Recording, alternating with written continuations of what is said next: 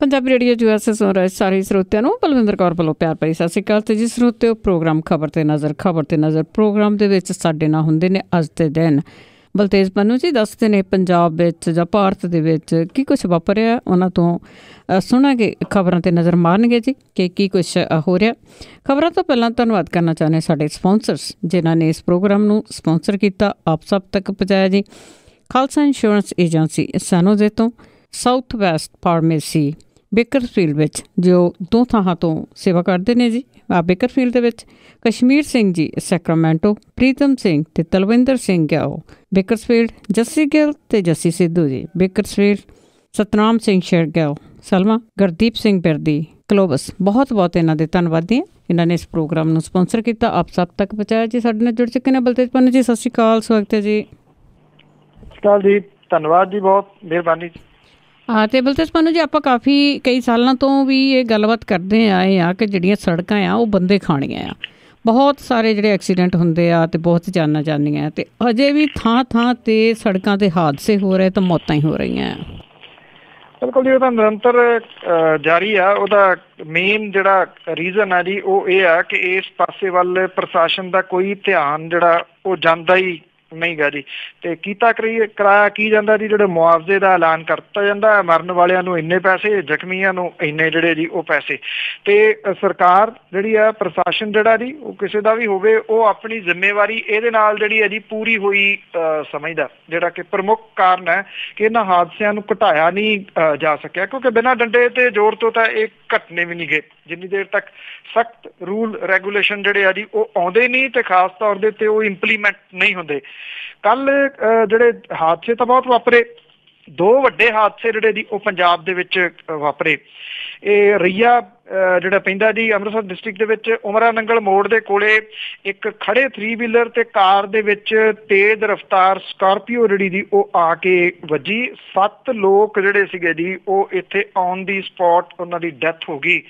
11 ਜਾਣੇ ਜਿਹੜੇ ਸੀਗੇ ਜੀ ਉਹ ਗੰਭੀਰ ਰੂਪ ਦੇ ਵਿੱਚ ਜ਼ਖਮੀ ਹੋਏ। ਜਿਹੜੇ ਸਕਾਰਪੀਓ ਚਲਾ ਰਹੇ ਸੀ ਦੋਵੇਂ ਜਾਣੇ, ਉਹ ਉੱਥੇ ਗੱਡੀ ਛੱਡ ਕੇ ਆਪਣੀ ਫਰਾਰ ਹੋ ਗਏ।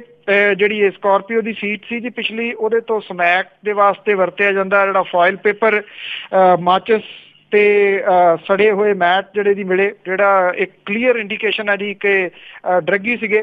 ਉਹਨਾਂ ਨੇ ਸੂਟਾ ਵਗੈਰਾ ਜਿਹੜਾ ਜੀ ਉਹ ਲਾਇਆ ਹੋਇਆ ਸੀ, ਜਿਹੜਾ ਕਿ 7 ਬੰਦਿਆਂ ਦੀ ਮੌਤ ਦਾ ਕਾਰਨ ਬਣ ਗਿਆ। ਦੂਜਾ ਵੱਡਾ ਹਾਦਸਾ ਜਿਹੜਾ ਸੀਗਾ ਜੀ ਉਹ ਰਾਮਪੁਰਾ ਫੂਲ ਤਪਾ ਰੋਡ ਜਿਹੜੀ ਹੈ ਜੀ ਇਹਦੇ ਉੱਤੇ ਪਿੰਡ ਜੇਠੂਕੇ ਦੇ ਨੇੜੇ ਹੋਇਆ।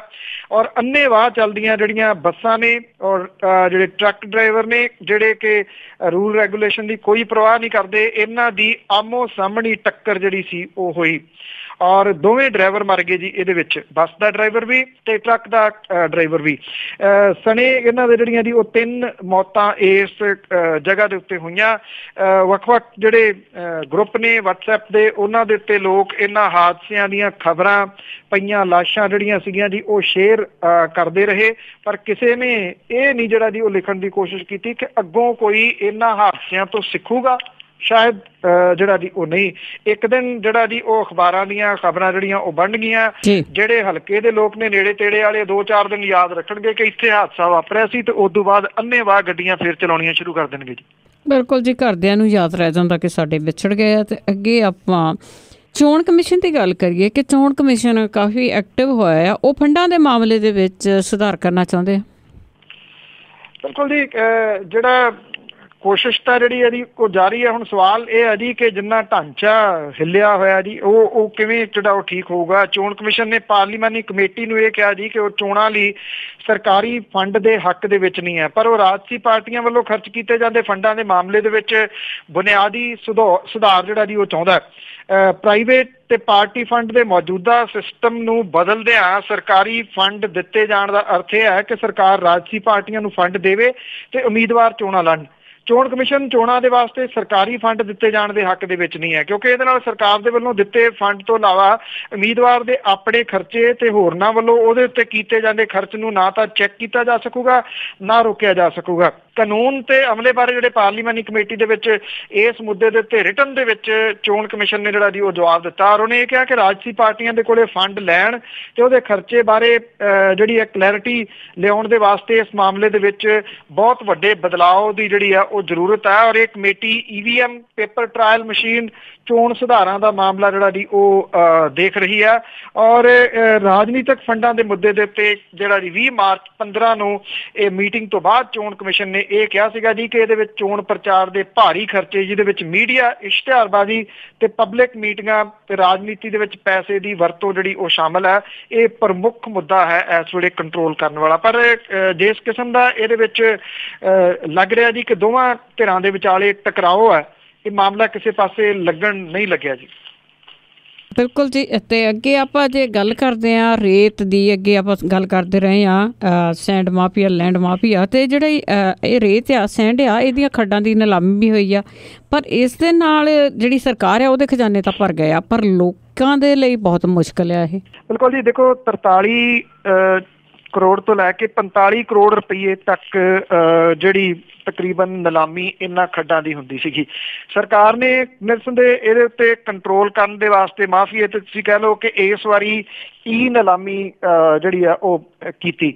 ਇਹਦੇ ਨਾਲ ਸਰਕਾਰ ਦੇ ਖਜ਼ਾਨੇ ਦੇ ਵਿੱਚ ਵਾਹਵਾ ਰੌਣਕ ਜਿਹੜੇ ਉਹ ਲੱਗਣ ਦੇ ਚਾਂਸ ਨੇ। 1026 ਕਰੋੜ ਰੁਪਈਆ, ਕਿੱਥੇ 43-44 ਕਰੋੜ ਰੁਪਈਆ, ਕਿੱਥੇ 1026 ਕਰੋੜ ਰੁਪਈਆ ਖਜ਼ਾਨੇ ਦੇ ਵਿੱਚ ਜਿਹੜੀ ਜੀ ਉਹ ਆਉਣ ਦੀ ਆਸ ਹੈ। 99 ਖੱਡਾਂ 89 ਜਿਹੜੀਆਂ ਸੀਗੀਆਂ ਜੀ। ਮਾਈਨਿੰਗ ਗੁੰਡਾ ਟੈਕਸ ਮਾਫੀਆ ਵਿਰੁੱਧ ਜਦੋਜਹਿਦ ਕਰਦਾ ਆ ਰਿਹਾ ਜੀ ਇੱਕ ਵਿਅਕਤੀ ਆ, ਵਨ ਮੈਨ ਆਰਮੀ ਆ ਵੈਸੇ ਇਹ, ਦਿਨੇਸ਼ ਚੱਡਾ ਐਡਵੋਕੇਟ ਨੇ ਇਹ। ਉਹਨਾਂ ਨੇ ਇਹਦੇ ਉੱਤੇ ਆਪਣੇ ਅੰਕੜੇ ਪੇਸ਼ ਕਰਕੇ ਦਾਅਵਾ ਇਹ ਕੀਤਾ ਜੀ ਕਿ ਰੇਤਾ ਤੇ ਬਜਰੀ ਦੇ ਵਾਸਤੇ ਲੋਕਾਂ ਨੂੰ ਪਹਿਲਾਂ ਨਾਲੋਂ ਵੱਧ ਜੇਬਾਂ ਹੌਲੀਆਂ ਕਰਨੀਆਂ ਪੈਣਗੀਆਂ। ਜਿਹੜੇ ਢੰਗ ਦੇ ਨਾਲ ਪੰਜਾਬ ਸਰਕਾਰ ਨੇ ਖੱਡਾਂ ਦੀ ਬੋਲੀ ਵਧਾਈ ਆ, ਉਹਦੇ ਤੋਂ ਜਿਹੜਾ ਜੀ ਇਹ ਖਦਸ਼ੇ ਜਿਹੜੇ ਖੜੇ ਹੋ ਗਏ ਕਿ ਠੇਕੇਦਾਰ ਹੁਣ ਬੋਲੀ ਦੀਆਂ ਮੋਟੀਆਂ ਰਾਸ਼ੀਆਂ ਦੀ ਵਸੂਲੀ ਜਿਹੜੀ ਆ ਜੀ ਉਹ ਵੱਡੇ ਪੱਧਰ ਦੇ ਉੱਤੇ ਨਜਾਇਜ਼ ਮਾਈਨਿੰਗ ਕਰਕੇ ਜਿਹੜੀ ਆ ਜੀ ਉਹ ਕਰਨਗੇ। ਇਹਦੇ ਨਾਲ ਰੇਤੇ ਦੇ ਅਸਮਾਨੀ ਚੜੇ ਜਿਹੜੇ ਭਾਅ ਨੇ ਉਹ ਹੋਰ ਜਿਹੜਾ ਜੀ ਵਧਣਗੇ। 40,000 ਰੁਪਈਏ ਤੋਂ ਉੱਪਰ ਜਿਹੜਾ ਜੀ ਉਹ ਬਜਰੀ ਦਾ ਇੱਕ ਟਿੱਪਰ ਜਿਹੜਾ ਉਹ ਪਊਗਾ। ਔਰ ਉਧਰ ਸਰਕਾਰ ਜਿਹੜੀ ਆ ਜੀ ਉਹ ਇਹ ਕਹਿੰਦੀ ਆ ਕਿ 99 ਖੱਡਾਂ ਦੀ ਨਿਲਾਮੀ ਤੋਂ ਬਾਅਦ ਪੰਜਾਬ ਸਰਕਾਰ ਛੇਤੀ 70 ਲੱਖ ਟਨ ਹੋਰ ਰੇਤਾ ਜਾਰੀ ਕਰਨ ਦਾ ਫੈਸਲਾ ਜਿਹੜਾ ਕੀਤਾ, ਜਿਹੜਾ ਸੂਬੇ ਭਰ ਦੇ ਵਿੱਚ ਰੇਤੇ ਦੀ ਮੰਗ ਨੂੰ ਪੂਰੀ ਕਰਨ ਦੇ ਨਾਲ ਕੀਮਤਾਂ ਦੇ ਉੱਤੇ ਕਾਬੂ ਕਰ ਸਕੇ। ਮੁੱਖ ਮੰਤਰੀ ਹੋਰਾਂ ਦਾ ਬਿਆਨ ਜਿਹੜਾ ਲਿਖਤ ਰੂਪ ਦੇ ਵਿੱਚ ਆਇਆ, ਉਹਨਾਂ ਨੇ ਇਹ ਗੱਲ ਕਹੀ ਹੈ ਕਿ ਇਹ ਖਦਸ਼ੇ ਗਲਤ ਨੇ ਕਿ ਰੇਤੇ ਦਾ ਭਾਅ ਜਿਹੜਾ ਜੀ ਉਹ ਸਿਰ ਚੜ੍ਹ ਕੇ ਬੋਲੂਗਾ। ਹੁਣ ਸਵਾਲ ਇਹ ਆ, ਪਹਿਲਾ ਤਾਂ ਸਵਾਲ ਇਹ ਆ ਕਿ 1026 ਕਰੋੜ ਰੁਪਈਆ ਖਰਚਣ ਵਾਲੇ ਲੋਕ ਸਸਤੀ ਰੇਤਾ ਜਿਹੜੀ ਆ ਉਹ ਲੋਕਾਂ ਨੂੰ ਮੁਹੱਈਆ ਕਿਵੇਂ ਕਰਨਗੇ? ਜਿਹੜੇ ਆਮ ਲੋਕ ਨੇ ਉਹਨਾਂ ਦੇ ਘਰ ਦਾ ਸੁਪਨਾ ਜਿਹੜਾ ਜੀ ਉਹ ਚਕਨਾਚੂਰ ਹੁੰਦਾ ਦਿਖ ਰਿਹਾ। ਇੱਕ ਦੂਜੀ ਗੱਲ ਇਹ ਕਿ ਜਿੰਨੀ ਦੇਰ ਤੱਕ ਇਹ ਜਿਹੜੀ ਨਿਲਾਮੀ ਆ ਸਿਰੇ ਨਹੀਂ ਚੜ ਜਾਂਦੀ, ਨੇਪਰੇ ਨਹੀਂ ਚੜ ਜਾਂਦੀ, ਨਿਲਾਮੀ ਹੋ ਜ਼ਰੂਰ ਗਈ ਆ, ਪਰ ਜਿਹੜੇ ਇਹਨਾਂ ਨੇ ਪੈਸੇ ਵਗੈਰਾ ਖਜ਼ਾਨੇ ਜਮ੍ਹਾਂ ਕਰਾਉਣੇ ਆ, ਜਦੋਂ ਤੱਕ ਇਹ ਕੰਮ ਨਹੀਂ ਸ਼ੁਰੂ ਹੋ ਜਾਂਦਾ ਉਦੋਂ ਤੱਕ ਇਹਦੇ ਉੱਤੇ ਇੱਕ ਬਹੁਤ ਵੱਡਾ ਸਵਾਲੀਆ ਚਿੰਨ੍ਹ ਜਿਹੜਾ ਜੀ ਉਹ ਰਹੂਗਾ। ਕੁਛ ਲੋਕ ਇਹ ਵੀ ਮਾਹਰ ਜਿਹੜੇ ਆ ਜੀ ਉਹ ਮੰਨਦੇ ਆ ਕਿ ਹੋ ਸਕਦਾ ਕਿ ਇਹ ਲੋਕ ਜਿਨ੍ਹਾਂ ਨੇ ਬੋਲੀ ਦਿੱਤੀ ਆ ਇਹ ਆਉਣ ਹੀ ਨਾ, ਤੇ ਮੁੜ ਕੇ ਮਜਬੂਰੀ ਦੇ ਵਿੱਚ ਸਰਕਾਰ ਨੂੰ ਉਸੇ ਤਰੀਕੇ ਨਾਲ ਖੱਡਾਂ ਖੋਲਣੀਆਂ ਪੈਣ ਜਿਵੇਂ ਪਹਿਲਾਂ ਦੀ ਸਰਕਾਰ ਜਿਹੜੀ ਉਹ ਕਰਦੀ ਸੀ, ਔਰ ਫਿਰ ਉਹੀ ਰੇਤ ਮਾਫੀਆ ਜਿਹੜਾ ਉਹ ਫੇਰ ਆ ਕੇ ਕਾਬਜ਼ ਹੋ ਜੂਗਾ। ਬਿਲਕੁਲ ਜੀ। ਖਦਸ਼ੇ ਤਾਂ ਸਾਰਿਆਂ ਨੇ ਇਹੀ ਦੱਸੇ ਆ। ਤੇ ਅੱਗੇ ਆਪਾਂ ਗੱਲ ਕਰਦੇ ਹਾਂ BSF ਤੇ ਪੰਜਾਬ ਪੁਲਿਸ ਦੀ। ਉਹਨਾਂ ਨੇ ਦਾਅਵਾ ਕੀਤਾ ਕਿ ਉਹਨਾਂ ਨੇ ਅੱਤਵਾਦੀ ਕਾਬੂ ਕੀਤੇ। ਇਹ ਸਾਂਝੇ ਤੌਰ ਦੇ ਉੱਤੇ ਐਕਸ਼ਨ ਜਿਹੜਾ ਜੀ ਦੋਨਾਂ ਦੇ ਵੱਲੋਂ ਕਿਹਾ ਜਾ ਰਿਹਾ, ਪਰ ਬਿਆਨ ਜਿਹੜੇ ਆ ਨਾ ਜੀ ਉਹ ਦੋ ਵੱਖੋ ਵੱਖਰੇ ਆ। BSF ਤੇ ਪੰਜਾਬ ਪੁਲਿਸ ਦੀ ਸਾਂਝੀ ਜਿਹੜੀ ਕਾਰਵਾਈ ਦੇ ਵਿੱਚ ਦੋ ਜਿਹੜੇ ਇਹ ਖਾੜਕੂ ਫੜੇ ਨੇ, ਜਿਨ੍ਹਾਂ ਦਾ ਜਿਹੜਾ ਜੀ ਇੱਕ ਤਾਂ ਗੁਰਦਾਸਪੁਰ ਜ਼ਿਲ੍ਹੇ ਦਾ ਸ਼ਨਾਖਤ ਹੋਈ ਹੈ, ਇਹਦੀ ਸ੍ਰੀ ਹਰਗੋਬਿੰਦਪੁਰ ਦਾ ਹੈ ਜੀ 40 ਸਾਲਾਂ ਦਾ ਮਾਨ ਸਿੰਘ, ਤੇ ਜਲੰਧਰ ਜ਼ਿਲ੍ਹੇ ਦੇ ਕਰਤਾਰਪੁਰ ਦਾ 28 ਸਾਲਾਂ ਦਾ ਸ਼ੇਰ ਸਿੰਘ। ਇਹਨਾਂ ਦੀਆਂ ਤਾਰਾਂ ਜਿਹੜੀਆਂ ਜੀ ਉਹ ਜੋੜੀਆਂ ਨੇ ਪਾਕਿਸਤਾਨ ਦੇ ਨਾਲ ਤੇ ਕੈਨੇਡਾ ਦੇ ਨਾਲ। ਇਹ ਦੱਸਿਆ ਗਿਆ ਪ੍ਰੈਸ ਕਾਨਫਰੰਸ ਦੇ ਵਿੱਚ ਕਿ ਇੱਕ ਓਨਟਾਰੀਓ ਸੂਬੇ ਦੇ ਵਿੱਚ ਕੈਨੇਡਾ ਦੇ ਵਿੱਚ ਰਹਿੰਦਾ ਗੁਰਜੀਵਨ ਸਿੰਘ ਜਿਹੜਾ ਵਿਅਕਤੀ ਆ ਉਹ ਇਹਨਾਂ ਦੇ ਪਿੱਛੇ ਆ। ਉਹਨੇ 6 ਮਹੀਨੇ ਦੇ ਵਿੱਚ ਪਿਛਲੇ 2 ਵਾਰੀ ਦੌਰਾ ਜਿਹੜਾ ਜੀ ਉਹ ਕੀਤਾ ਪੰਜਾਬ ਦਾ। ਇਹ ਪਾਕਿਸਤਾਨ ਤੋਂ ਟ੍ਰੇਨਿੰਗ ਵਾਲਾ ਜਿਹੜਾ ਜੀ ਉਹ ਦੱਸਿਆ ਗਿਆ। ਇਸ ਦਾਅਵੇ ਦੇ ਵਿੱਚ ਜਿਹੜੇ ਇਹਨਾਂ ਨੇ ਦੋਨਾਂ ਨੇ ਖੁਲਾਸੇ ਕੀਤੇ ਉਹਦੇ ਤੋਂ ਪਤਾ ਲੱਗਿਆ ਕਿ ਉਹਨੇ ਹਥਿਆਰ ਵਗੈਰਾ ਇਹਨਾਂ ਨੂੰ ਮੁਹੱਈਆ ਜਿਹੜੇ ਉਹ ਕਰਵਾਏ ਸੀਗੇ ਔਰ ਪੰਥ ਦੋਖੀਆਂ ਨੂੰ ਸੋਧਣ ਦੇ ਵਾਸਤੇ ਜਿਹੜਾ ਜੀ ਇਹਨਾਂ ਦੀ ਡਿਊਟੀ ਜਿਹੜੀ ਆ ਉਹ ਲਾਈ ਗਈ ਸੀਗੀ। ਜਿਹੜੀ ਦੋ ਚੀਜ਼ਾਂ ਇਹਦੇ ਵਿੱਚ ਜਿਹੜੀਆਂ ਉਹ ਵੱਖਰੀਆਂ ਦੇਖਣ ਵਾਲੀਆਂ ਨੇ ਜੀ, ਉਹ ਇਹ ਆ ਕਿ ਜਿਹੜੀ ਤਾਂ BSF ਆ ਉਹ ਇਹ ਕਹਿੰਦੀ ਆ ਕਿ ਜਿਹੜੇ ਅਜਨਾਲਾ ਸੈਕਟਰ ਦੀ ਸਰਹੱਦੀ ਚੌਕੀ ਦੇ ਕੋਲੇ ਇਹਨਾਂ ਨੂੰ ਕਾਬੂ ਕੀਤਾ। ਇਹ ਦੋਵੇਂ ਇਨੋਵਾ ਗੱਡੀ ਦੇ ਉੱਤੇ ਘੁੰਮ ਰਹੇ ਸੀਗੇ। ਇਹਨਾਂ ਨੇ 3-4 ਚੱਕਰ ਉਸ ਗੱਡੀ ਦੇ ਉੱਤੇ ਲਾਏ। ਸ਼ੱਕ ਪੈਣ ਦੇ ਉੱਤੇ ਜਿਹੜੇ BSF ਦੇ ਜਵਾਨ ਸੀ ਉਹਨਾਂ ਨੇ ਰੋਕ ਕੇ ਗੱਡੀ ਦੀ ਤਲਾਸ਼ੀ ਲਈ। ਉਹਦੇ ਵਿੱਚੋਂ ਪਿਸਟਲ, 315 ਬੋਰ ਦੀ ਬੰਦੂਕ, ਮੈਗਜ਼ੀਨ ਤੇ ਕਿਰਪਾਨ ਨਿਕਲੀ। ਔਰ ਦੂਜੇ ਪਾਸੇ ਜਿਹੜੀ ਪੁਲਿਸ ਹੈ, ਪੰਜਾਬ ਪੁਲਿਸ, ਉਹ ਇਹ ਕਹਿੰਦੀ ਹੈ ਕਿ ਇਹਨਾਂ ਨੇ AK-47 ਤੇ ਬਾਕੀ ਹਥਿਆਰ ਜਿਹੜੇ ਉਹ ਦੱਬੇ ਹੋਏ ਸੀਗੇ ਉਹਨਾਂ ਨੂੰ ਪੁੱਟਣ ਦੇ ਵਾਸਤੇ ਇਹ ਗਏ ਨੇ ਤੇ ਇਹਨਾਂ ਨੂੰ ਨਿਸ਼ਾਨਦੇਹੀ ਨਹੀਂ ਸੀ ਹੋ ਰਹੀ ਕਿ ਕਿੱਥੇ ਉਹਨਾਂ ਨੇ ਹਥਿਆਰ ਦੱਬੇ ਨੇ। ਸ਼ੱਕ ਪੈਣ ਦੇ ਉੱਤੇ ਜਿਹੜਾ ਸੀਗਾ ਜੀ ਉਹ BSF ਨੇ ਇਹਨਾਂ ਨੂੰ ਅਰੈਸਟ ਕਰ ਲਿਆ। ਉਂਝ ਵੈਸੇ ਦੋਨਾਂ ਦੀ ਇੱਕ ਗੱਲ ਸਾਂਝੀ ਜ਼ਰੂਰ ਆ, ਉਹਨਾਂ ਨੇ ਇਹ ਕਿਹਾ ਕਿ AK-47 ਤੇ ਹੱਥ ਗੋਲੇ ਜਿਹੜੇ ਆ ਜੀ ਇਹਨਾਂ ਨੇ ਦੱਬੇ ਹੋਏ ਸੀ। ਇਹਨਾਂ ਦੀ ਨਿਸ਼ਾਨਦੇਹੀ ਦੇ ਉੱਤੇ ਬਾਅਦ ਦੇ ਵਿੱਚ ਉਹ ਬਰਾਮਦ ਜ਼ਰੂਰ ਕਰ ਲਏ ਗਏ ਨੇ ਜੀ। ਤੇ ਅੱਗੇ ਆਪਾਂ ਗੱਲ ਕਰਦੇ ਹਾਂ ਜਿਹੜੀਆਂ ਅੱਧੀਆਂ ਅਧੂਰੀਆਂ ਯਾਦਗਾਰਾਂ ਸੀਗੀਆਂ ਉਹ ਪੂਰੀਆਂ ਹੋਣ ਦੇ ਲਈ ਫੰਡਾਂ ਦੀ ਘਾਟ ਦੇ ਪਰਛਾਵੇਂ। ਐਕਚੁਅਲੀ ਇਹ ਜਿਹੜੀਆਂ ਅੱਧੀਆਂ ਅਧੂਰੀਆਂ ਯਾਦਗਾਰਾਂ ਸੀਗੀਆਂ ਜੀ ਬੜੇ ਤੱਤ ਭੜੱਥੀ ਇਹਨਾਂ ਦੇ ਉਦਘਾਟਨ ਕੀਤੇ ਗਏ। ਚੋਣ ਜ਼ਾਬਤਾ ਪੰਜਾਬ ਦੇ ਵਿੱਚ ਲੱਗਣ ਤੋਂ ਪਹਿਲਾਂ ਤਾਂ ਕਿ ਇਹਦਾ ਰਾਜਨੀਤਿਕ ਲਾਹਾ ਜਿਹੜਾ ਜੀ ਉਹ ਲਿਆ ਜਾ ਸਕੇ। ਪਰ ਹੁਣ ਜਿਹੜਾ ਜੀ ਹਾਲਾਤ ਇਹਨਾਂ ਦੇ ਇਹ ਬਣਦੇ ਜਾ ਰਹੇ ਨੇ ਕਿ ਫੰਡ ਜਿਹੜੇ ਨੇ ਉਹ ਮੁਹੱਈਆ ਕਿੱਥੋਂ ਕਰਵਾਏ ਜਾਣਗੇ। ਜਿਹੜੀ ਕਰਤਾਰਪੁਰ ਦੇ ਵਿੱਚ ਇੱਥੇ ਨੈਸ਼ਨਲ ਹਾਈਵੇ ਦੇ ਉੱਤੇ 200 ਕਰੋੜ ਰੁਪਏ ਦੇ ਨਾਲ ਉਸਾਰੀ ਜਾ ਰਹੀ ਜੰਗੇ ਆਜ਼ਾਦੀ ਯਾਦਗਾਰ ਹੈ, ਇਹਦਾ ਉਦਘਾਟਨ ਤਾਂ ਹੋ ਗਿਆ, ਅਜੇ ਵੀ ਅਧੂਰੀ ਪਈ ਆ। ਇਹਦਾ ਇੱਕੋ ਹਿੱਸਾ ਖੁੱਲਿਆ, ਬਾਕੀ ਦੀ ਕੰਸਟਰਕਸ਼ਨ ਮਾੜੀ ਮੋਟੀ ਦੀ ਜਿਹੜੀ ਹੈ ਜੀ ਉਹ ਚੱਲ ਰਹੀ ਆ। ਇਹਨੂੰ ਅਜੇ ਵੀ ਮੋਟੇ ਜਿਹੜਾ ਜੀ ਉਹ ਫੰਡਾਂ ਦੀ ਜ਼ਰੂਰਤ ਹੈ। ਮਲੇਰਕੋਟਲਾ ਦੇ ਪਿੰਡ ਰੋਹੀੜਾ ਦੇ ਵਿੱਚ 35,000 ਸਿੰਘਾਂ ਦੀ ਯਾਦਗਾਰ ਜਿਹੜੀ ਹੈ ਜੀ ਉਹ ਬਣ ਰਹੀ ਹੈ। ਇਹਦੇ ਉੱਤੇ ਵੀ ਜਿਹੜੀ ਜੀ ਉਹ ਫੰਡਾਂ ਦੀ ਘਾਟ ਇਸ ਵੇਲੇ ਦੇਖੀ ਜਾ ਸਕਦੀ ਹੈ। ਮੀਨਾਰੇ ਬੇਗਮਪੁਰਾ ਹੈ ਗੜ੍ਹਸ਼ੰਕਰ ਦੇ ਨੇੜੇ ਜਿਹੜੀ ਬਣਾਈ ਗਈ ਪਿੰਡ ਖੁਰਾਲਗੜ੍ਹ ਦੇ ਵਿੱਚ 110 ਕਰੋੜ ਰੁਪਏ ਦੇ ਨਾਲ ਉਸਾਰੇ ਜਾਣ ਵਾਲਾ ਹੈ ਮੀਨਾਰੇ ਬੇਗਮਪੁਰਾ। ਇਹਦੇ ਵਿੱਚ ਇਸ ਵੇਲੇ ਫੰਡਾਂ ਦੀ ਵੱਡੀ ਘਾਟ ਜਿਹੜੀ ਹੈ ਜੀ ਉਹ ਨਜ਼ਰ ਆ ਰਹੀ ਹੈ, ਜਿਹਦੇ ਕਰਕੇ ਇਹਦੀ ਕੰਸਟਰਕਸ਼ਨ ਰੁਕਦੀ ਨਜ਼ਰ ਆ ਰਹੀ ਹੈ। ਚੱਪੜਚਿੜੀ ਜੰਗੀ ਯਾਦਗਾਰ ਦੇ ਫਤਿਹ ਮੀਨਾਰ ਨੂੰ ਲਿਫਟ ਜਿਹੜੀ ਹੈ ਜੀ ਉਹ ਲੱਗਣੀ ਸੀਗੀ, ਫੰਡਾਂ ਦੀ ਘਾਟ ਕਰਕੇ ਇਹ ਲਿਫਟ ਜਿਹੜੀ ਆ ਉਹ ਨਹੀਂ ਲੱਗੀ। ਛੋਟਾ ਘੱਲੂਘਾਰਾ ਸਮਾਰਕ ਜਿਹੜਾ ਜੀ ਕਾਹਨੂੰਵਾਨ ਦੇ ਵਿੱਚ ਬਣਿਆ ਜੀ, ਉਹਦੇ ਵੀ ਹਾਲਾਤ ਜਿਹੜੇ ਆ ਕੋਈ ਇਸੇ ਤਰ੍ਹਾਂ ਦੇ ਨੇ ਜਿਹੋ ਜਿਹੇ ਬਾਕੀ ਇਹਨਾਂ ਯਾਦਗਾਰਾਂ ਦੇ ਨੇ। ਅੱਗਾ ਦੌੜ ਪਿੱਛਾ ਚੌੜ ਵਾਲੀ ਜਿਹੜੀ ਕਹਾਣੀ ਹੈ ਜੀ ਉਹ ਤਕਰੀਬਨ ਪਿਛਲੀ ਸਰਕਾਰ ਨੇ ਕੀਤੀ। ਜਿਹੜੀਆਂ ਪੁਰਾਣੀਆਂ ਯਾਦਗਾਰਾਂ ਨੇ ਉਹਨਾਂ ਨੂੰ ਤਾਂ ਸੰਭਾਲਿਆ ਨਾ, ਅੱਗੋਂ ਵੱਡੀਆਂ ਵੱਡੀਆਂ ਇਹ ਬਿਲਡਿੰਗ ਜਿਹੜੀਆਂ ਸੀਗੀਆਂ ਜੀ ਉਹ ਉਸਾਰਨੀਆਂ ਸ਼ੁਰੂ ਕਰਤੀਆਂ ਰਾਜਨੀਤਿਕ ਲਾਹਾ ਲੈਣ ਦੇ ਵਾਸਤੇ, ਇਹ ਸੋਚੇ ਤੋਂ ਬਿਨਾਂ ਕਿ ਜੇ ਉਹਨਾਂ ਦੀ ਸਰਕਾਰ ਨਹੀਂ ਰਹਿੰਦੀ ਤੇ ਦੂਜੀਆਂ ਸਰਕਾਰਾਂ ਇਹ ਫੰਡਿੰਗ ਜਿਹੜੀ ਹੈ ਜੀ ਉਹ ਕਿੱਥੋਂ ਦੇਣਗੇ। ਜਿਹੜੀ ਮੌਜੂਦਾ ਸਰਕਾਰ ਆ ਜੀ ਉਹਦੇ ਵਾਸਤੇ ਤਾਂ ਸਭ ਤੋਂ ਜ਼ਿਆਦਾ ਜਿਹੜੀ ਵੱਡੀ ਮੁਸੀਬਤ ਬਣੀ ਹੋਈ ਆ ਉਹ ਇਹ ਬਣੀ ਆ ਕਿ ਉਹਨਾਂ ਨੇ ਜਿਹੜੀਆਂ ਤਨਖਾਹਾਂ ਨੇ ਸਰਕਾਰੀ ਕਾਮਿਆਂ ਦੀਆਂ ਉਹ ਕਿੱਥੋਂ ਦੇਣੀਆਂ ਨੇ ਜੀ। ਸੋ ਇਹਨਾਂ ਯਾਦਗਾਰਾਂ ਦੇ ਵਾਸਤੇ ਮੋਟੇ ਫੰਡ ਜਿਹੜੇ ਨੇ ਉਹ ਕਿੱਥੋਂ ਆਉਣਗੇ, ਇਹ ਬਹੁਤ ਵੱਡਾ ਸਵਾਲ ਹੈ ਜੀ। ਬਿਲਕੁਲ ਜੀ, ਅਗਲਿਆਂ ਨੂੰ ਪਤਾ ਸੀ ਨਹੀਂ ਜਿੱਤਣਾ, ਲੁੱਟ-ਪੁੱਟ ਲੈ ਗਏ। ਤੇ ਅੱਗੇ ਆਪਾਂ ਮਜੀਠੇ ਦੀ ਜੇ ਗੱਲ ਕਰੀਏ, ਮਜੀਠੇ ਦੇ ਵਿੱਚ ਜੀ ਜਿਹੜੇ ਇੱਕ ਦੂਜੇ ਨੂੰ ਮਿਹਣੋ ਕਮੇਣੀ ਦੋ ਮਜੀਠੀਏ ਹੋ ਰਹੇ ਆ, ਇੱਕ ਕਾਂਗਰਸ ਦਾ ਤੇ ਇੱਕ ਅਕਾਲੀਆਂ ਦਾ। ਬਿਲਕੁਲ ਜੀ, ਐਕਚੁਅਲੀ ਇਹ ਬੜੀ ਜਿਹੜੀ ਲੜਾਈ ਹੈ ਜੀ ਇੰਟਰਸਟਿੰਗ ਬਣਦੀ ਤੁਰੀ ਜਾ ਰਹੀ ਹੈ ਕਿਉਂਕਿ ਜਿਹੜੇ ਤਰੀਕੇ ਦੇ ਨਾਲ ਲੋਕਾਂ ਨੂੰ ਨਸ਼ੇ ਦੇ ਵਿਰੁੱਧ ਲਾਮਬੰਦ ਕਰਨ ਦੇ ਵਾਸਤੇ ਪੁਲਿਸ ਨੇ ਮੀਟਿੰਗ ਸੱਦੀ ਸੀ ਤੇ ਉਹਦੇ ਵਿੱਚ ਸਾਬਕਾ ਮੰਤਰੀ ਮਾਝੇ ਦੇ ਜਰਨੈਲ ਅਖਵਾਉਂਦੇ ਬਿਕਰਮ ਸਿੰਘ ਮਜੀਠੀਆ ਹੋਰੀ ਅਣਸੱਦੇ ਚਲੇ ਗਏ ਸੀਗੇ ਤੇ ਉੱਥੇ ਜਿਸ ਕਿਸਮ ਦਾ ਉਹਨਾਂ ਦਾ ਜਿਹੜਾ ਜੀ ਉਹ ਵਿਰੋਧ ਹੋਇਆ ਉਹ ਵੱਡੀਆਂ ਖਬਰਾਂ ਦੇ ਰੂਪ ਦੇ ਵਿੱਚ ਜਿਹੜਾ ਜੀ ਉਹ ਛਾਇਆ ਰਿਹਾ। ਇਸ ਜਿਹੜਾ ਵਿਰੋਧ ਹੋਇਆ ਸੀਗਾ ਜੀ ਉਹਨੂੰ ਪਾਸੇ ਕਰਨ ਦੇ ਵਾਸਤੇ ਜਾਂ ਤੁਸੀਂ ਇਹ ਕਹਿ ਲਓ ਇਹ ਖਬਰਾਂ ਨੂੰ ਘਟਾਉਣ ਦੇ ਵਾਸਤੇ ਜਿਹੜਾ ਮੁੱਦਾ ਚੁੱਕਿਆ ਜਾ ਰਿਹਾ ਜੀ ਉਹ ਵੱਡਾ ਇਹ ਚੁੱਕਿਆ ਜਾ ਰਿਹਾ ਜੀ ਕਿ ਉੱਥੇ ਦਲਿਤ ਦੇ ਨਾਲ ਜਿਹੜੀ ਹੈ ਜੀ ਉਹ ਕਾਂਗਰਸੀਆਂ ਨੇ ਕੁੱਟਮਾਰ ਕੀਤੀ ਆ।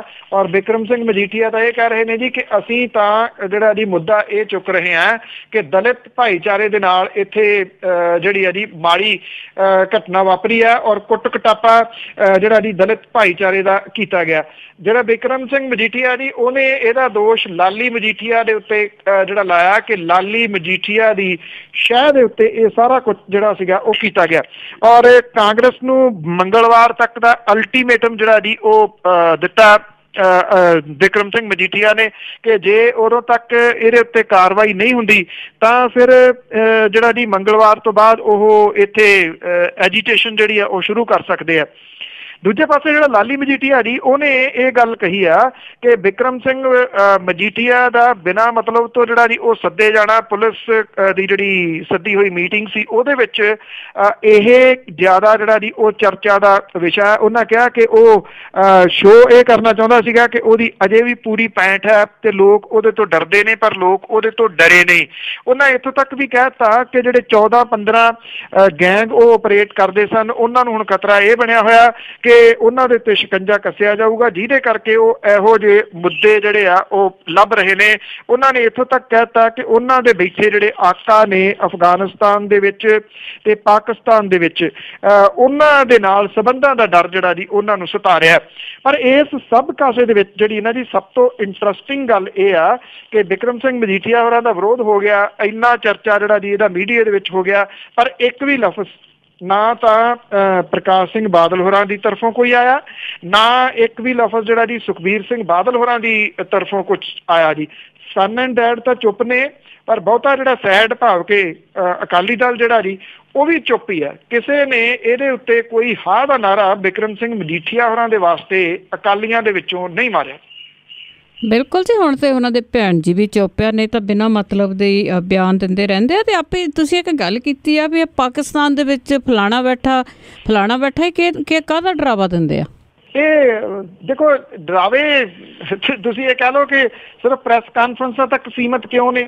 ਹੁਣ ਜਿਹੜੇ ਨਵਜੋਤ ਸਿੰਘ ਸਿੱਧੂ ਹੋਰੀ ਨੇ ਉਹ ਰੋਜ਼ ਬੋਲਦੇ ਨੇ ਪ੍ਰੈਸ ਕਾਨਫਰੰਸ ਦੇ ਵਿੱਚ, ਆਹ ਦੇਖੋ ਜੀ ਆਹ ਘਪਲਾ ਪਿਆ, ਆਹ ਕਾਗਜ਼ ਪਏ ਨੇ, ਇੰਨਾ ਘਪਲਾ ਇੱਥੇ ਹੋ ਗਿਆ, ਇੰਨਾ ਹੁਣ ਜਿਹੜੇ ਕੈਬਨਿਟ ਮੰਤਰੀ ਨੇ ਉਹ ਜਦੋਂ ਸਿਰਫ ਏਦਾਂ ਦੀਆਂ ਗੱਲਾਂ ਹੀ ਕਰੀ ਜਾਣਗੇ, ਜੇ ਘਪਲੇ ਦੇ ਕਾਗਜ਼ ਤੁਹਾਡੇ ਕੋਲੇ ਸਾਹਮਣੇ ਨੇ ਮਾਮਲਾ ਦਰਜ ਕਰੋ ਤੇ ਬੰਦਿਆਂ ਦੇ ਉੱਤੇ ਜਿਹੜੀ ਹੈ ਜੀ ਉਹ ਕਾਰਵਾਈ ਕਰੋ ਤਾਂ ਕਿ ਲੋਕਾਂ ਨੂੰ ਵੀ ਪਤਾ ਲੱਗੇ ਕਿ ਵਾਕਿਆ ਹੀ ਇਹਨਾਂ ਨੇ ਕੁਝ ਜਿਹੜਾ ਜੀ ਉਹ ਘਪਲਾ ਕੀਤਾ। ਸਿਰਫ ਪ੍ਰੈਸ ਕਾਨਫਰੰਸਾਂ ਤੱਕ ਹੀ ਇਹ ਜਿਹੜੀਆਂ ਜੀ ਧਮਕੀਆਂ ਕਿਉਂ ਜਿਹੜੀਆਂ ਸੀਮਤ ਨੇ ਇਹ ਨਹੀਂ ਸਮਝ ਆ ਰਹੀ ਜੀ। ਤੇ ਅੱਗੇ ਮਾਲ ਵਿਭਾਗ ਦਾ ਵੀ ਮਸਲਾ ਕਾਫੀ ਉੱਭਰਿਆ ਹੋਇਆ ਤੇ ਹੁਣ ਪਤਾ ਲੱਗਾ ਹੈ ਕਿ ਇੱਕ ਪੁਲਸੀਏ ਦੇ ਮੁੰਡੇ ਨੇ ਇਹ ਸਭ ਕੁਝ ਕੀਤਾ ਗਾਇਬ। ਤੇ ਜੀ ਮੈਂ ਕੱਲ ਵੀ ਗੱਲ ਕੀਤੀ ਸੀਗੀ ਕਿ ਮੰਗਲ ਸਿੰਘ ਸੰਧੂ ਜਿਹੜਾ ਫੜਿਆ ਸੀਗਾ, ਜਿਹੜਾ ਸਾਬਕਾ ਡਾਇਰੈਕਟਰ ਸੀਗਾ ਖੇਤੀਬਾੜੀ ਵਿਭਾਗ ਦੇ ਵਿੱਚ, ਉਹਦਾ ਸਮਾਨ ਸੀਗਾ ਜੀ ਜਿਹਦੇ ਵਿੱਚ ਉਹਦੇ ਕੈਨੇਡੀਅਨ ਡਾਲਰ, US ਦੇ ਡਾਲਰ, ਸੋਨਾ ਤੇ ਕਾਫੀ ਕੁਝ ਜਿਹੜਾ ਜੀ ਉਹ ਕੀਮਤੀ ਸਮਾਨ ਲੱਖਾਂ ਰੁਪਈਏ ਦਾ ਜਿਹੜਾ ਸੀਗਾ ਉਹ ਗਾਇਬ ਹੋ ਗਿਆ ਸੀ ਜਦੋਂ ਉਹਦੀ ਅਰੈਸਟ ਹੋਈ ਆ ਮੰਗਲ ਸਿੰਘ ਸੰਧੂ ਦੀ। ਅੱਛਾ, ਉਹਦੇ ਚੋਂ ਇਹ ਨਹੀਂ ਸੀ ਪਤਾ ਲੱਗ ਰਿਹਾ ਜੀ ਕਿ ਇਹ ਗਿਆ ਕਿੱਥੇ, ਮਾਲ ਵਿਭਾਗ ਦੇ ਵਿੱਚੋਂ ਗਾਇਬ ਜਿਹੜਾ ਜੀ ਉਹ ਕਿਹਨੇ ਕਰ ਦਿੱਤਾ। ਹੁਣ ਬਠਿੰਡਾ ਪੁਲਿਸ ਦੀ ਸ਼ੱਕ ਦੀ ਸੂਈ ਜਿਹੜੀ ਹੈ ਜੀ ਉਹ ਗਈ ਆ ਇਸ ਮਾਮਲੇ ਦੇ ਵਿੱਚ ਸਾਬਕਾ ਅਕਾਲੀ ਸਰਪੰਚ ਦੇ ਸਿਪਾਹੀ ਮੁੰਡੇ ਤੇ। ਜ਼ਿਲ੍ਹਾ ਪੁਲਿਸ ਅਫਸਰ ਜਿਹੜੀ ਹੈ ਜੀ ਉਹ ਹਕੂਮਤੀ ਬਦਲੀ ਦੇ ਮਗਰੋਂ ਵੀ ਇਸ ਸਿਪਾਹੀ ਨੂੰ ਬਚਾਉਂਦੀ ਰਹੀ ਆ ਹੁਣ ਤੱਕ। ਹੁਣ ਮਾਮਲਾ ਇਹ ਬਠਿੰਡਾ ਜ਼ੋਨ ਦੇ IG ਦੇ ਧਿਆਨ ਦੇ ਵਿੱਚ ਜਿਹੜਾ ਜੀ ਆਇਆ, ਉਹਨਾਂ ਨੇ ਪੁਲਿਸ ਅਫਸਰਾਂ ਦੀ ਖਿਚਾਈ ਜਿਹੜੀ ਹੈ ਜੀ ਇਸ ਮਸਲੇ ਦੇ ਵਿੱਚ ਕੀਤੀ ਆ ਕਿ ਉਹਨਾਂ ਨੇ ਪਿਛਲੇ ਦਿਨਾਂ ਤੋਂ ਇਹ ਮਾਮਲਾ ਦਬਾਈ ਕਿਵੇਂ ਰੱਖਿਆ। ਔਰ 1 ਮਹੀਨਾ ਪਹਿਲਾਂ ਜਿਹੜਾ ਸੀਗਾ ਜੀ SOH ਨੇ ਪੁਲਿਸ ਅਫਸਰਾਂ ਨੂੰ ਆਪਣੀ ਮੁੱਢਲੀ ਰਿਪੋਰਟ ਦਿੱਤੀ ਸੀ, ਪਰ ਅਜੇ ਤੱਕ ਇਹ ਸਾਰਾ ਕੁਝ ਜਿਹੜਾ ਜੀ ਉਹ ਅਟਕਿਆ ਤੁਰਿਆ ਆਉਂਦਾ ਸੀਗਾ। ਹੁਣ ਜਿਹੜਾ ਥਾਣਾ ਰਾਮਾ ਦੇ ਵਿੱਚ ਜਿਹੜੇ ਉਦੋਂ ਦੇ ਥਾਣੇਦਾਰ ਗੁਰਸ਼ੇਰ ਸਿੰਘ, ਮੁਨਸ਼ੀ ਹੌਲਦਾਰ ਇਕਬਾਲ ਸਿੰਘ ਤੇ ਸਿਪਾਹੀ ਮਨਪ੍ਰੀਤ ਸਿੰਘ ਖਿਲਾਫ ਕੇਸ ਦਰਜ ਕਰ ਲਿਆ। ਇਹ ਸਾਰਾ ਸ਼ੱਕ ਜਿਹੜਾ ਜੀ ਮਨਪ੍ਰੀਤ ਦੇ ਉੱਤੇ ਦੱਸਿਆ ਜਾ ਰਿਹਾ, ਮਨਪ੍ਰੀਤ ਸਿੰਘ ਦੇ ਉੱਤੇ, ਜਿਹਦੀ ਭਾਲ ਸ਼ੁਰੂ ਕੀਤੀ ਗਈ ਆ। ਮਨਪ੍ਰੀਤ ਸਿੰਘ ਨੂੰ ਪੰਜਾਬ ਪੁਲਿਸ ਚੋਂ ਬਰਖਾਸਤ ਕੀਤਾ ਜਾ ਚੁੱਕਿਆ। ਉਹਦੇ ਖਿਲਾਫ ਪਹਿਲਾਂ ਹੀ 3 ਪੁਲਿਸ ਕੇਸ ਦਰਜ ਨੇ ਸਿਪਾਹੀ ਦੇ ਖਿਲਾਫ, ਉਹ ਹਲਕਾ ਤਲਵੰਡੀ ਸਾਬੋ ਦੇ ਪਿੰਡ ਕੌਰੇਆਣਾ ਦਾ ਸਾਬਕਾ ਅਕਾਲੀ ਸਰਪੰਚ ਭੋਲਾ ਸਿੰਘ ਦਾ ਮੁੰਡਾ ਹੈ ਔਰ ਥਾਣਾ ਰਾਮਾ ਦੇ ਮੌਜੂਦਾ ਮੁੱਖ ਥਾਣਾ ਅਫਸਰ ਜਿਹੜਾ ਜੀ ਉਹਨੇ ਇਹ ਗੱਲ ਕਹੀ ਹੈ ਕਿ ਕਰੀਬ 1 ਮਹੀਨਾ ਪਹਿਲਾਂ ਇਹ ਤੱਥ ਰਿਪੋਰਟ SSP ਨੂੰ ਭੇਜ ਦਿੱਤਾ ਸੀਗਾ। ਉਹਨਾਂ ਨੇ ਉਦੋਂ ਪੜਤਾਲ ਕਰਨ ਦੇ ਹੁਕਮ ਦੇ ਦਿੱਤੇ ਸੀਗੇ ਪਰ ਪੜਤਾਲ ਕਾਗਜ਼ਾਂ 'ਚ ਹੀ ਰਹਿ ਗਈ। ਹੁਣ ਅਸਲ ਦੇ ਵਿੱਚ ਖੁਲਾਸਾ ਹੋਇਆ ਜੀ ਕਿ ਇਹ ਮਾਲ ਵਿਭਾਗ ਦੇ ਵਿੱਚੋਂ ਮਾਲ ਲਿਜਾਣ ਵਾਲਾ ਅਕਾਲੀ ਸਰਪੰਚ ਦਾ ਸਿਪਾਹੀ ਮੁੰਡਾ ਸੀਗਾ। ਇਹ ਉਹਦਾ ਕੋਈ ਪਹਿਲਾ ਕਾਰਨਾਮਾ ਨਹੀਂ ਸੀਗਾ ਜੀ, ਪਹਿਲਾਂ ਵੀ ਇਸੇ ਤਰ੍ਹਾਂ ਦੇ ਉਹ ਕਾਰਨਾਮੇ ਕਰਦਾ ਰਿਹਾ ਜੀ। ਬਿਲਕੁਲ ਜੀ, ਜਿਨ੍ਹਾਂ ਦੇ ਕੋਲ ਇਹਨਾਂ ਦੇ ਰਾਜ ਆ ਉਹਨਾਂ ਨੂੰ ਬਚਾਉਂਦੇ ਤਾਂ ਇਹ ਬਹੁਤ ਆ। ਅਤੇ ਅੱਗੇ ਆਪਾਂ ਇਲੈਕਸ਼ਨ ਜਦ ਹੋਈ ਆ ਜੀ ਅਤੇ ਆਮ ਆਦਮੀ ਪਾਰਟੀ ਦੀ ਇਹ ਗੱਲ ਜ਼ਰੂਰ ਬਾਹਰ ਆਈ ਆ ਕਿ ਪੰਜਾਬ ਇਲੈਕਸ਼ਨ ਦੇ ਟਾਈਮ 'ਤੇ ਸਭ ਤੋਂ ਵੱਧ ਫੰਡ ਜਰਨੈਲ ਸਿੰਘ ਹੋਰਾਂ ਨੂੰ ਦਿੱਤੇ ਗਏ। ਬਿਲਕੁਲ ਜੀ, ਇਹ ਐਕਚੁਅਲੀ ਜਿਹੜਾ ਰਾਈਟ ਟੂ ਇਨਫੋਰਮੇਸ਼ਨ ਐਕਟ ਹੈ ਜੀ ਉਹਦੇ ਤਹਿਤ ਹੀ ਜਿਹੜੀ ਹੈ ਜੀ ਇਹ ਨਿਕਲੀ ਹੈ ਸਾਰੀ ਜਾਣਕਾਰੀ, ਜਿਹੜੀ ਕਿ ਕਾਫੀ ਸਵਾਲੀਆ ਚਿੰਨ੍ਹ ਵੀ ਲਾਉਂਦੀ ਹੈ ਕਿ ਜਿਹੜੀਆਂ ਜਿੱਤਣ ਵਾਲੀਆਂ ਸੀਟਾਂ ਸੀਗੀਆਂ ਉਹਨਾਂ ਦੇ ਉੱਤੇ ਆਮ ਆਦਮੀ ਪਾਰਟੀ ਨੇ ਘੱਟ ਫੰਡ ਦਿੱਤੇ, ਜ਼ਿਆਦਾ ਜਿਹੜੇ ਫੰਡ ਸੀਗੇ ਉਹ ਦੂਜੀਆਂ ਸੀਟਾਂ ਦੇ ਉੱਤੇ ਬਰਬਾਦ ਕੀਤੇ। ਇਹ ਕਹਿ ਲਓ ਤੁਸੀਂ ਸਭ ਤੋਂ ਵੱਧ ਫੰਡਾਂ ਦਾ ਗੱਫਾ ਜਿਹੜਾ ਜੀ ਉਹ ਲੰਬੀ ਦੇ ਉਮੀਦਵਾਰ ਜਰਨੈਲ ਸਿੰਘ ਨੂੰ ਦਿੱਤਾ ਗਿਆ, ਜਿਹਨੂੰ ਕਿ ਦਿੱਲੀ ਤੋਂ ਅਸਤੀਫਾ ਦਵਾ ਕੇ ਲਿਆਂਦਾ ਗਿਆ ਸੀਗਾ ਪੰਜਾਬ ਦੇ ਵਿੱਚ। ਇਹਦੇ ਵਿੱਚ ਭਗਵੰਤ ਮਾਨ ਹੋਰਾਂ ਨੂੰ ਚੋਣ ਫੰਡ ਦੇਣ ਤੋਂ ਹੱਥ ਜਿਹੜਾ ਸੀਗਾ ਉਹ ਘੁੱਟਿਆ ਪਾਰਟੀ ਨੇ। ਸ਼੍ਰੋਮਣੀ ਅਕਾਲੀ ਦਲ ਨੇ ਇਹਨਾਂ ਚੋਣਾਂ ਦੇ ਵਿੱਚ ਸਿਰਫ ਪਟਿਆਲਾ ਸ਼ਹਿਰੀ ਤੋਂ ਪਾਰਟੀ ਉਮੀਦਵਾਰ ਜਨਰਲ JJ ਸਿੰਘ ਨੂੰ 20 ਲੱਖ ਰੁਪਏ ਦੇ ਚੋਣ ਫੰਡ ਦਿੱਤੇ, ਬਾਕੀ ਕਿਸੇ ਉਮੀਦਵਾਰ ਨੂੰ ਚੋਣ ਫੰਡ ਨਹੀਂ ਦਿੱਤਾ, ਮਤਲਬ ਕਿ ਕਾਗਜ਼ੀ ਕਾਰਵਾਈ ਦੇ ਵਿੱਚ। ਆਲ ਇੰਡੀਆ ਤ੍ਰਿਣਮੂਲ ਕਾਂਗਰਸ ਨੇ ਪੰਜਾਬ ਚੋਣਾਂ ਦੇ ਵਿੱਚ 20 ਉਮੀਦਵਾਰ ਜਿਹੜੇ ਖੜੇ ਕੀਤੇ ਸੀ ਉਹਨਾਂ ਨੂੰ ਕੋਈ ਚੋਣ ਫੰਡ ਨਹੀਂ ਦਿੱਤਾ।